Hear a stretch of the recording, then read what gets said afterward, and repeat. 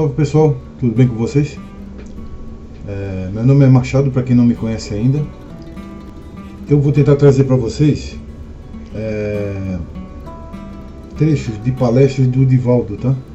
Do Divaldo Franco, onde ele aborda vários assuntos. Então eu peço, se inscreva no canal, deixe seu like, compartilhe, comente, tá? Eu achei muito interessante compartilhar com vocês alguns ensinamentos que o Divaldo passa, tá? Se gostou, deixe nos comentários, tá? Assim, à medida que eu for conseguindo, porque eu tenho que puxar de outros canais as palestras do Divaldo, tá? Correndo o risco de eu ganhar strike, mas eu estou divulgando a doutrina espírita, tá? Que é o intuito do canal também, é divulgar a doutrina espírita.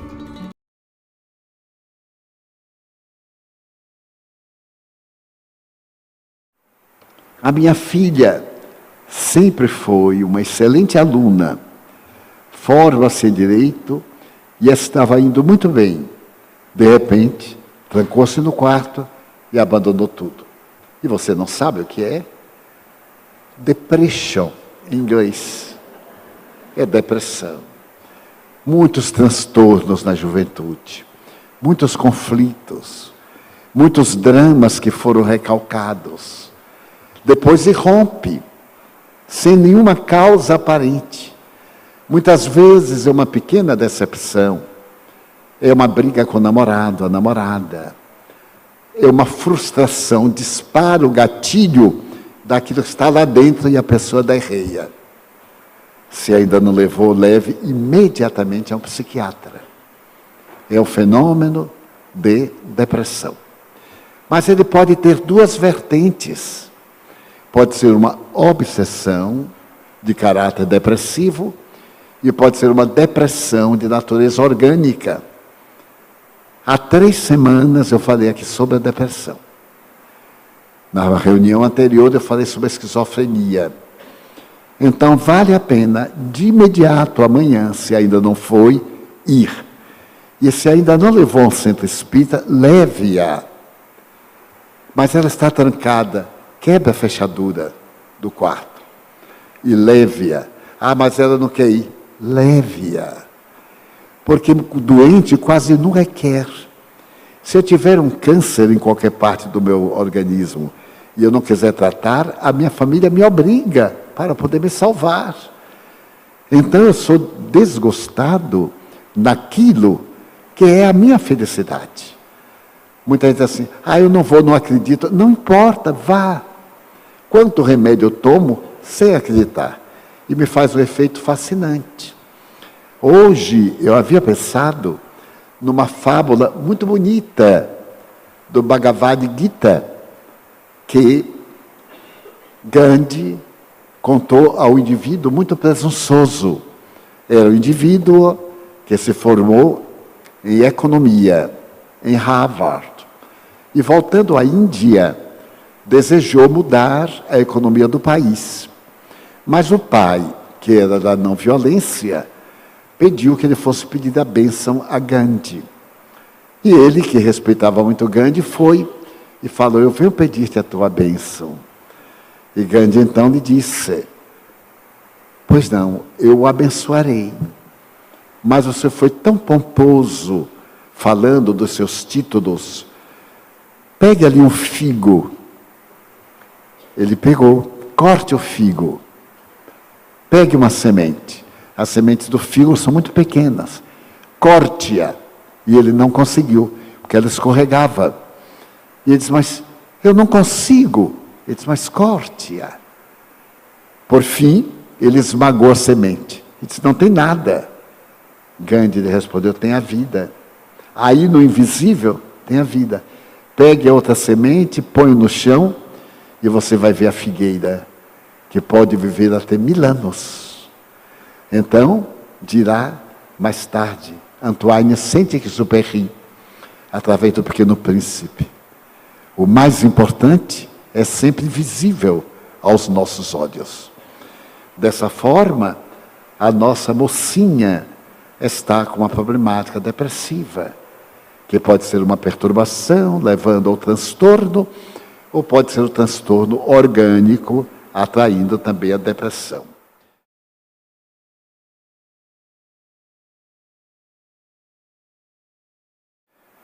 Os médiuns são os primeiros doutrinadores. Se eles são médiuns, são passivos. Se eles são doutrinadores, são ativos. Convém que o médium não se dedique a dialogar. Porque na condição de médium, se ele vai dialogar com um espírito perverso, ele entra na faixa vibratória e passa a assimilar as emoções do espírito. Daí o doutrinador deve ser neutro, mediunicamente. Se tiver mediunidade, ele deve optar pelo exercício da mediunidade ou pelo exercício da doutrinação, do diálogo.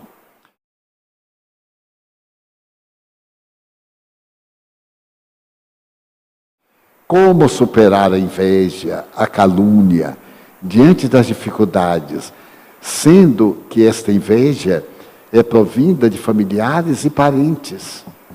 Mas é uma maravilha que a gente seja invejado. Ruim é que a gente seja invejoso. Não é? Leia um artigo que foi publicado no Jornal à Tarde, na quinta-feira passada, numa coluna de um amigo seu, que está lhe falando agora. Eu dediquei o artigo à inveja. Se você tivesse lido, ia ficar contente. A inveja é um trauma psicológico daquele que ambiciona o que não pode conseguir.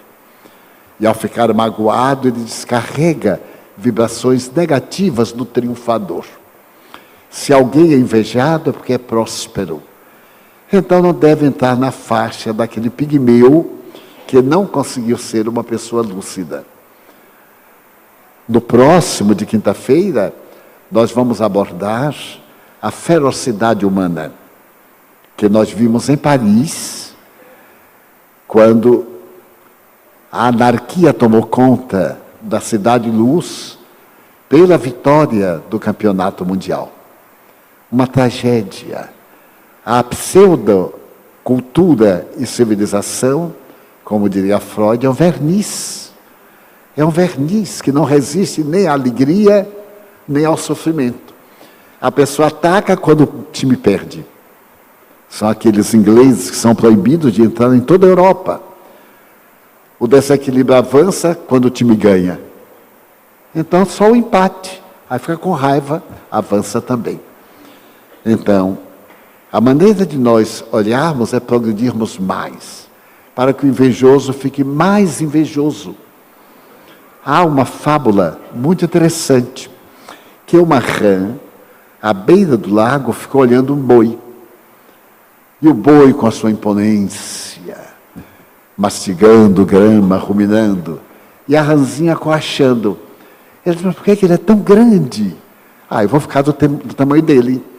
Então ela começou a fazer força, aí aumentando, e foi crescendo, 1 palmo, 2 palmos, aí estourou. Portanto, teve o seu fanal. O invejoso vai estourar de inveja. Então, a calúnia não podemos evitar. E somos caluniados porque somos pessoas boas e gentis. Daí a calúnia. Se nós fôssemos pessoas ruins, não era calúnia, era verdade. Então, se nós somos mentirosos, eu digo que é um mentiroso, é um desonesto, não vale a pena. Está dizendo a verdade. Mas está dizendo uma coisa que não é excelente. Porque ele sabe que não é e nós também sabemos que não é. Então ficamos tranquilos.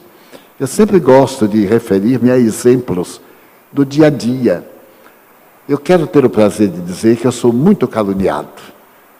E muitas vezes algumas verdadezinhas também vêm na calúnia. Eu ouço a verdade e melhoro. Agora mesmo um amigo publicou um livro de pseudo-verdades contra mim. E chegou a dizer no texto do livro, que eu li através da psicometria, não fui porque deu tempo, eu botei a mão e li um pouco, Tem um momento que ele diz assim, eu tenho mágoa de Divaldo, que é inveja. A ponto de comentar com outro amigo, mas Divaldo não envelhece, isso há 30 anos. Quanto mais se me visse agora esse garotão, ia morrer de inveja. Ele não envelhece. Parece até que ele fez um pacto com Mefistófeles. Olha, eu acho muito mais bonito o nome diabo do que Mefistófeles, que é uma expressão de Goethe. E então, ele não envelhece, não tem rugas. Eu até tenho que ter um pouquinho de cuidado. Mas quanta infantilidade. A pessoa se preocupar com a minha cara, que é uma cara de panela, grande. Mas são pessoas doentes. Eu me senti lisonjeado. Ele parece muito com uma personagem histórica. Só o retrato envelhecia. E aí ele me desmereceu, porque a personagem era má. O retrato envelhecia e o indivíduo continuava bem. Mas eu achei tão fantástico que eu já comprei 5 para dar a amigos e dei amigos, para que eles me conheçam.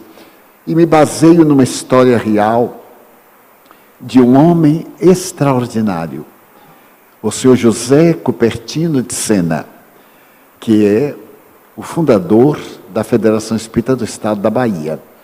Ele morava em Juazeiro e é um intelectual enquanto esteve na Terra, poeta, latinista.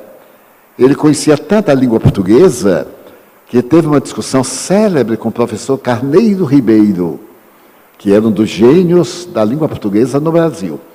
Então tiveram uma réplica, uma tréplica, e ele conseguiu ganhar. E então ele era espírita em Juazeiro, e um dia o bispo, na missa, fez bullying com ele. E disse, esse sujeito, esse petitinga é um peixe que tem no Rio São Francisco, que fica só na lama. E então ele tolda a água, ele balança, e a água fica sempre escura. E então disse, isso não vale nada, é um petitinga. Não vale nada. O que fez seu José Cupertino de Sena? Foi ao cartório e mudou de nome. Passou a ser José Petitinga. E hoje é um nome notável. Seus filhos, netos, bisnetos, são notáveis. Uma das suas netas é museóloga de fama internacional. Ela fez o nosso museu. É uma pessoa de alto valor. E outros filhos e netos. Muito bem, ele se transferiu para Salvador. E ali no prédio da União Espírita Baiana, que hoje é a Federação no Largo de São Francisco, ele proferia palestras todo domingo às 10 da manhã, como até hoje existem. Certo dia, um psicopata foi à missa da igreja de São Francisco, e depois veio, entrou e ele estava falando. Então, o doente disse, mas ele é um mentiroso, este homem não vale nada. Ele se calou, e então o indivíduo começou a agredi-lo, a dizer coisas grosseiras, a caluniá-lo, e ele ficou ouvindo, e todo mundo estarrecido. Quando o acusador fez uma pausa e disse, muito obrigado, eu sempre desejei me confessar aos meus irmãos, mas nunca tive coragem. Então Deus mandou que ele viesse e falasse dos meus defeitos. Agora eu estou em paz, todo mundo já sabe que eu sou, peço desculpas, mas estou lutando. O problema não é ter a imperfeição, eu estou lutando, graças a Deus. O espírito mau se comoveu com essa humildade dele, jogou o médium no chão, que veio arrastando, abraçou-o e disse para as pessoas, perdoe-me, eu sou um perverso, tenho inveja dele, este homem é um santo, tal e tal. Olha que maravilha. Então, a calúnia não nos faz mal nenhum, mas aquele que emite os conceitos infelizes e degradantes, faz muito mal. Eu tenho uma irmã, que uma amiga levou uma calúnia do marido dela, e ela ficou irritada, e foi à casa da vítima, e deu-lhe uma surra, mas caiu em si e suicidou-se. Então, vamos dizer que ela foi suicidada pela caluniadora. Porque há pessoas que têm prazer em contar as coisas negativas. Eu recebo e-mail de pessoas me contando tragédias sobre outros que eu nem conheço. E eu fico admirado como tem tempo para espalhar coisas degradantes. Mas é a inferioridade humana. Por isso que a Terra é um planeta de provações. Porque tem biótipos como nós. Não se aflija. Ore pelos familiares difíceis. E fique contente por você ser a vítima. A vítima é sempre bem-aventurada.